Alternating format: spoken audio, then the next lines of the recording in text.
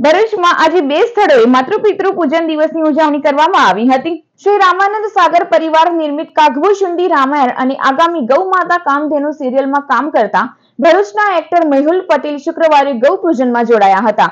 શ્રી સમસ્ત ગુજરાત બ્રહ્મ સમાજ ભરૂચ શહેર, શ્રી પરશુરામ બ્રહ્મ સંગઠન અને બોલસે ભરૂચ પૂજ્ય ભરૂચ દ્વારા માતૃપિતૃ પૂજન દિવસની ઉજવણી શ્રી કનક વિહારી રામ જાનકી આશ્રમે કરાઈ હતી।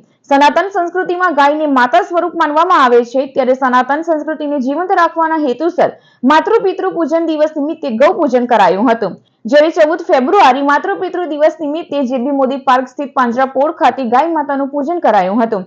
ગૌ પૂજન સાથે ગાયની પૂજા અને આરતી કરી લીલું ઘાસ ખવડાવવામાં આવ્યું હતું।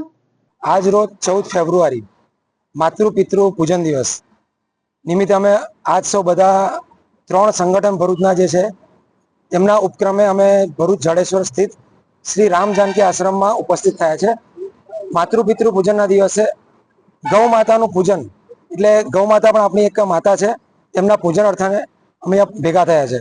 आज 14 फरवरी मातृपितृ पूजन दिवस के उपलक्ष्य में सर्व ब्राह्मण समाज भरूच का यहाँ एकत्रित हुआ है आश्रम पर।